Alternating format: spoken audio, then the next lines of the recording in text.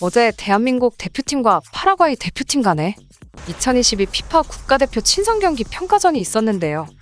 어제 경기에서 우리 대표팀이 상대한 파라과이 대표팀은 현재 피파 랭킹 50위에 위치해 29위인 우리나라 대표팀보다는 객관적인 전력에 있어서 분명 한 단계 낮은 수준의 팀이라고 할 수 있었습니다.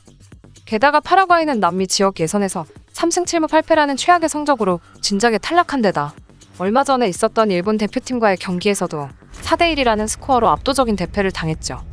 그래서 어제 경기 선발 라인업만 살펴봐도 뉴캐슬의 미구엘 알미론 선수 정도를 제외하면 유럽 빅리그 무대에서 활약하는 선수가 거의 없는 인원들로 구성이 되었기 때문에 우리 대표팀으로서는 충분히 어렵지 않게 이길 수 있는 상대라고 할 수 있었습니다. 그 때문인지 벤투 감독은 어제 경기에서 그동안 선발로 경기에 많이 나오지 못했던 조현우 골키퍼, 김문환, 권창훈, 백승호, 나상호 등의 선수들을 대거 기용하면서 어느 정도 약체팀을 상대하는 만큼 좀처럼 선수를 바꾸지 않는 성향의 벤투 감독도 이번 경기에서는 어느 정도 로테이션을 가동했죠. 경기 시작 후 우리나라 대표팀의 기본적인 볼점일 자체는 파라과이보다 많이 가져가는 경기를 펼치긴 했지만 전반전에 유효 슈팅이 단 하나도 나오지 않을 정도로 유의미한 찬스를 만들어내지 못했는데요.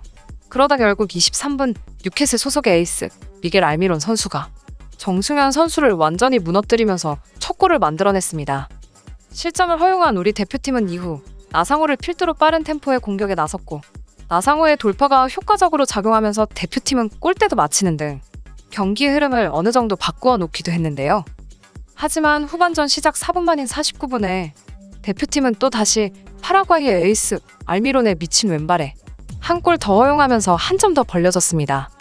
그러나 66분이 되자 대한민국 최고의 선수 손흥민 선수가 정말 전무후무한 골을 만들어내는데요. 지난 칠레전에 이어 다시 한번 환상적인 직접 프리킥으로 만회골을 터뜨리면서 두 경기 연속 A매치 프리킥 득점을 만들어냈습니다.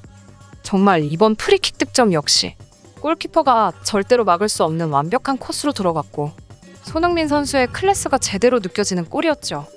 그렇게 경기가 2대1로 아쉽게 마무리되나 싶었지만 경기가 끝나기 직전 우리나라 대표팀의 정우영 선수가 극적인 동점골을 터뜨리면서 2대2 무승부로 경기를 마쳤습니다. 오늘 경기는 파라과이 대표팀이 일본과의 경기 이후 일주일 동안 팀 훈련을 통해 컨디션을 끌어올리면서 일본과의 경기 때보단 좀 더 압박이라든지 선수들의 속도와 체력이 살아나면서 좋은 경기를 펼쳤는데요. 그러나 아무리 그렇다고 해도 일본과의 경기에서 무기력하게 4대1 대패를 당했던 팀을 상대로 한국의 이런 경기력은 분명 만족할 만한 내용은 아니라고 할 수 있습니다.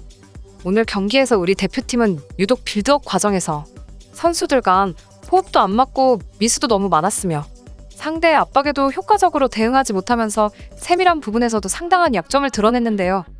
바로 이런 문제들 때문에 지난 브라질전에서도 5골이나 허용하는 좋지 못한 결과가 나왔죠. 이번 경기에서도 똑같이 비슷한 문제들이 개선되지 않고 나타나면서 아쉬운 경기를 펼쳤습니다. 아무래도 우리나라 대표팀이 그동안의 압박이 느슨하기로 유명한 중동팀들을 상대로 계속해서 경기를 펼쳐왔기 때문에 강한 압박에 대한 경험적인 측면이 계속해서 약점으로 나오고 있는 것이 아닐까 싶은데요. 물론 공격 작업 시 템포를 살리는 부분에 있어서는 지난 칠레전에 이어 오늘도 어느 정도 좋은 장면들이 많이 나오긴 했지만 월드컵이라는 무대는 파라과이 정도의 약체팀은 만날 수 없을 정도로 세계 최고의 선수들과 팀들이 모이는 자리이기 때문에 벤투 감독으로서는 압박을 탈피하기 위한 해법을 찾아내기 위해서 남은 기간 동안 노력을 해야 할 것으로 보입니다. 이번 경기를 열심히 뛰어준 우리 대표팀에게 감사함을 전하고 이집트와의 경기에서도 응원하겠습니다. 이상 비바튜브였습니다. 감사합니다. 구독, 좋아요는 잊지 말아주세요.